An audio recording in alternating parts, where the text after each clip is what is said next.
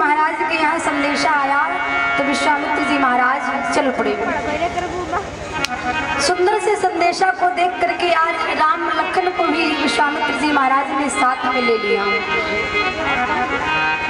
और इधर संत ऋषियों के साथ में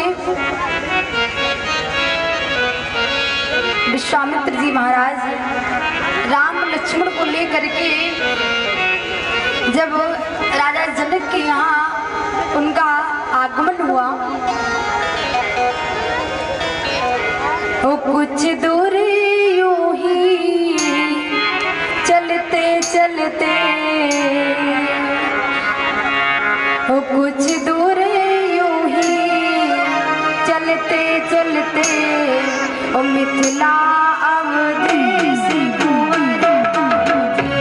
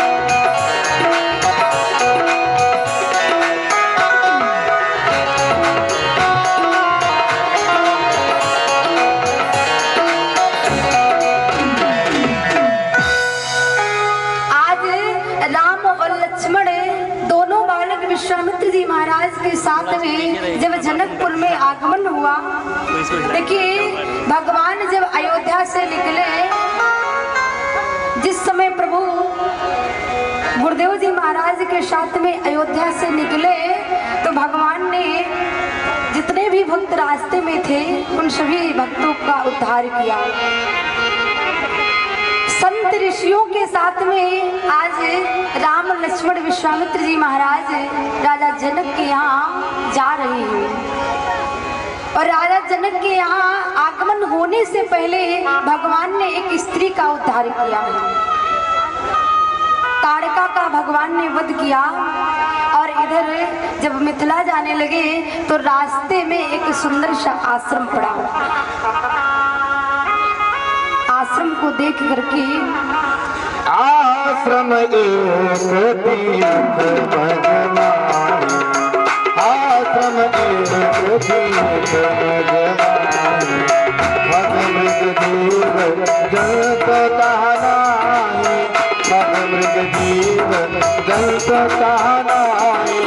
पूछा मुनि शिला प्रभु देवी, पूछा मुनि शिला प्रभु देवी, सकल कथा मुनि सही विषय की, सकल कथा मुनि सही विषय की।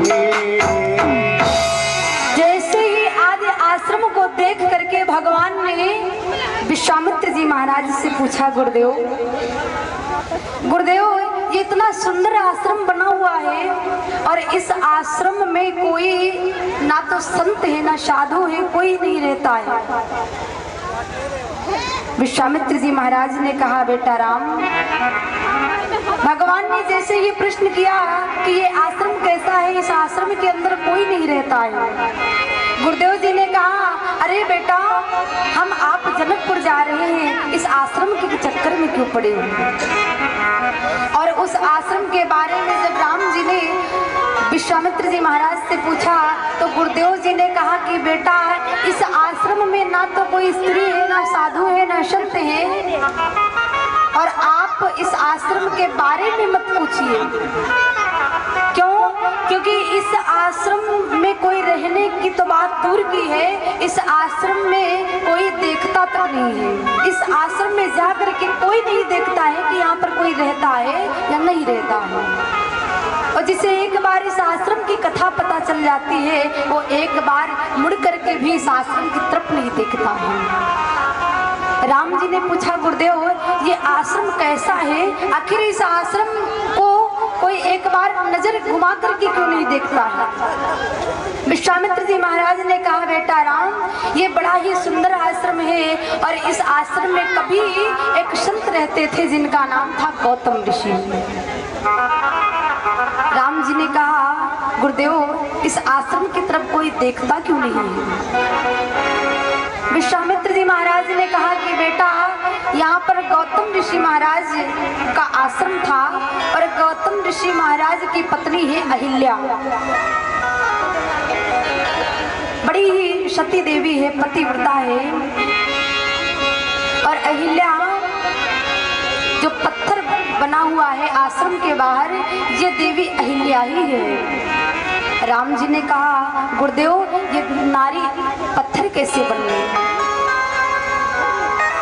गुरुदेव जी ने कहा कि बेटा, एक बार की बात है, इंद्र का दरबार लगा हुआ है, देवराज इंद्र का दरबार लगा हुआ है और इंद्र सिंहासन पर बैठे हुए हैं, सारे देवी देवता बैठे हुए हैं और वहां पर देवराज इंद्र ने एक प्रश्न किया।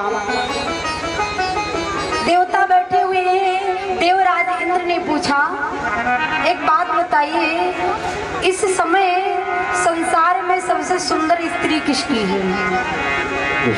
देवताओं से जब पूछा, और इसी के साथ परम सम्मानीय कल्लू दादा